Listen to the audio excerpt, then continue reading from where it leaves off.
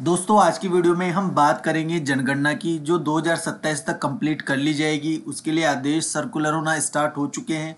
कौन से कर्मचारियों को जनगणना में लगाया जाएगा, कितने फेज में होगी, किस प्रकार की जाएगी और कितना मानदेय जनगणना में मिलेगा, सारी जानकारी आपको इस वीडियो में मिल जाएगी। इससे पहले दोस्तों अगर आप हमारे चैनल पर नए हैं तो पहले चैनल को सब्सक्राइब कर लीजिए, बेल आइकन को प्रेस कर दीजिए क्योंकि इस प्रकार के लेटेस्ट अपडेट आपके मोबाइल तक पहुंचते रहेंगे। देखिए दोस्तों, कार्यालय निदेशक माध्यमिक शिक्षा राजस्थान बीकानेर की ओर से एक आदेश जारी किया गया है। विषय जिसका आप देख सकते हैं, जनगणना 2027 कार्य में पर्याप्त मात्रा में कार्मिक उपलब्ध करवाने एवं अपेक्षित सहयोग प्रदान करने बाबत, यानी कि कर्मचारियों की नियुक्ति यहाँ पर की जाएगी और राजस्थान सरकार ने आदेश जारी किया है। इसी प्रकार सभी राज्यों में जहाँ पर जनगणना होगी आदेश जारी किए जाएंगे। मुख्य विषय में आपको इसका बता देता हूं। जिला प्रशासन एवं जनगणना 2027 के जिला नोडल अधिकारियों के साथ समन्वय स्थापित कर आवश्यकता अनुसार कार्मिक उपलब्ध करवाना सुनिश्चित करे। दोस्तों यहाँ पर शिक्षा विभाग के कार्मिकों को ज्यादा से ज्यादा जनगणना में नियुक्त किया जाएगा। अब हम बात करते हैं किस प्रकार ये जनगणना होगी। जनगणना का पहला चरण हमारा स्टार्ट होगा योजना और अधिसूचना के साथ। भारत सरकार का गृह मंत्रालय द्वारा जनगणना की अधिसूचना जारी की जाएगी। राज्य व जिला स्तर पर जनगणना निदेशालय इसकी तैयारी करेगा।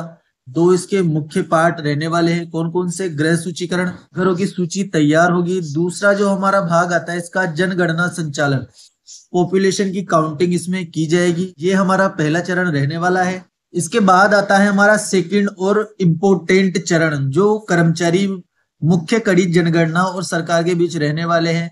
वो हमारा है कर्मचारियों की नियुक्ति। जनगणना के लिए अस्थायी रूप से शिक्षक, आंगनबाड़ी कार्यकर्ता, ग्राम सेवक, पटवारी, क्लर्क आदि सरकारी कर्मचारी नियुक्त किए जाते हैं।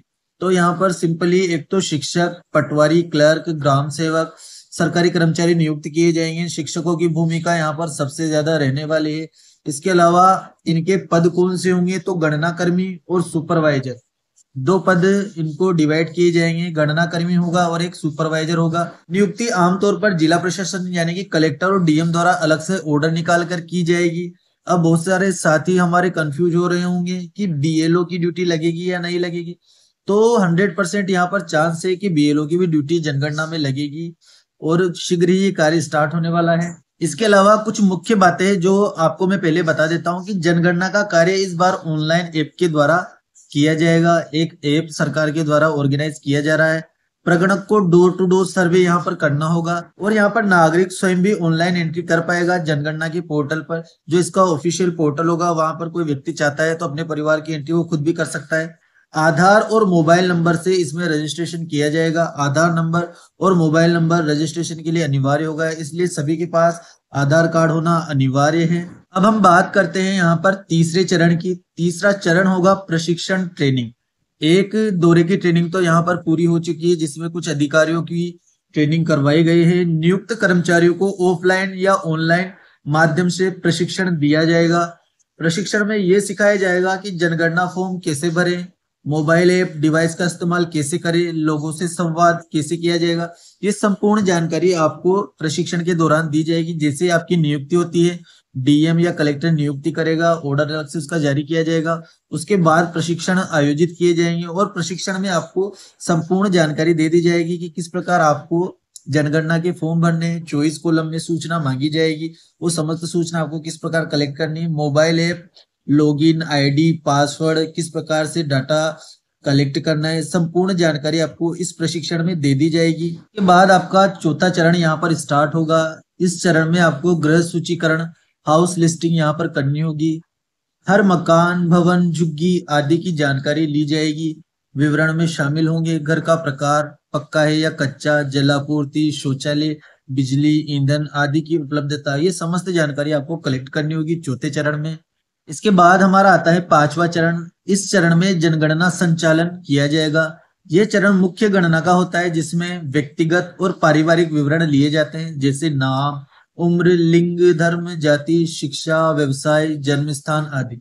ये समस्त जानकारी आपको पांचवें चरण में लेनी होगी। कुछ स्थानों पर ये ऑफलाइन भी की जा सकती है। वैसे तो डिजिटल सब जगह की जाएगी, लेकिन कुछ ऐसे क्षेत्र है जहाँ पर डिजिटल जनगणना करना पॉसिबल नहीं होगा, तो वहां पर ऑफलाइन जनगणना की जाएगी। उसके बाद अंतिम चरण हमारा आता है यहाँ पर डाटा संग्रहण और डिजिटलकरण। यानी कि जो भी हमने डाटा एकत्र किया है उसको डिजिटल प्लेटफॉर्म पर अपलोड किया जाएगा। जनगणना की जो ऑफिशियल वेबसाइट बनाई गई है उस पर सारा डाटा हमें लास्ट में अपलोड करना होगा। ऐप के माध्यम से कर रहे हैं तो उसको फाइनल सबमिट करना होगा। फिर उसके बाद फाइनल रिपोर्ट तैयार की जाएगी और जनगणना हमारी कंप्लीट होगी।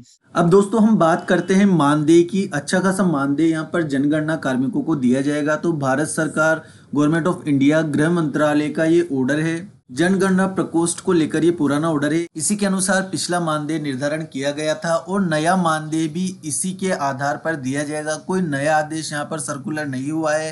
दोस्तों देखिए, एन्यूमरेटर्स एंड सुपरवाइजर्स यानी कि प्रगणक और सुपरवाइजर का यहाँ पर मानदेय निर्धारित किया गया है।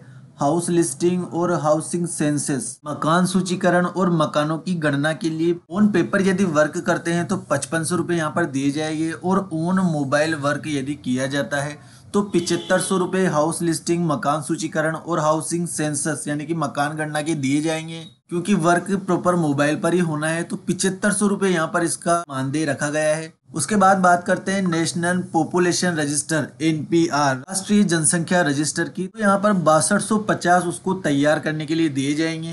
इसी तरह से पॉपुलेशन इन्यूमरेशन फॉर्म यानी कि जनसंख्या गणना प्रपत्र को अपलोड करने का यहाँ पर 11,250 रुपये मानदेय रखा गया है। पेपर वो यदि वर्क होता है तो 8,250 गणना प्रपत्र भरने के दिए जाएंगे। तो 17,500 टोटल यहाँ पर हो जाता है एक प्रगणक का यदि कागज पर वर्क होगा। लेकिन कागज पर वर्क नहीं होगा, ऐप के माध्यम से जनगणना होगी। तो यहाँ पर एक प्रगणक को 25,000 रुपये मानदेय जनगणना के लिए दिए जाएंगे। इसी तरह से जो दूसरे अधिकारी, स्टेट नोडल अधिकारी है, उनको 75,000 टोटल तक दिया जाएगा। अदर ऑफिसर्स है स्टेट लेवल के, उनको 45,000 रुपये तक दिए जाएंगे। Principal, district census officer, additional district census officer, उनको 60,000 तक मानदेय दिया जाएगा। इसी तरह से अदर ऑफिसर्स है, डिस्ट्रिक्ट स्टेटिकल है, ईएसओ है, डीआईओ है, उनको 45,000 रुपये तक का मानदेय दिया जाएगा। इसी तरह से sub division officer, charge officer, उनको भी 45,000 रुपये का मानदेय यहाँ पर दिया जाएगा। तो 75,000 एक बहुत बड़ी रकम यहाँ पर मानदेय के रूप में अधिकारियों को दी जा रही है। और प्रगणक के रूप में आप कार्य कर रहे हैं तो 25,000 रुपये इसका मानदेय आपको दिया जाएगा। इसमें शिक्षक सम्मिलित होंगे, आंगनबाड़ी कार्यकर्ता, विद्यालय सहायक, ये सब सम्मिलित होंगे। 25,000 रुपये उनको जनगणना कंप्लीट करने का दिया जाएगा। दूसरे अधिकारियों को 45,000, 75,000, 60,000 बड़ा मानदेय अधिकारियों को दिया जाएगा। जबकि जनगणना का जो मुख्य कार्य प्रगणक के रूप में करेंगे उनको यहाँ पर सिर्फ 25,000 रुपये की राशि दी जाएगी। तो ये था दोस्तों जनगणना किस प्रकार होगी, कितना मानदेय दिया जाएगा, कौन से कर्मचारियों को लिया जाएगा, ये जानकारी मैंने आपको देने का प्रयास किया है। वीडियो अगर आपको यूजफुल लगी हो तो वीडियो को लाइक करके चैनल को सब्सक्राइब जरूर कर ले, क्योंकि इससे रिलेटेड जो भी अपडेट आएगा आपके मोबाइल तक पहुंच जाएगा। Thank you.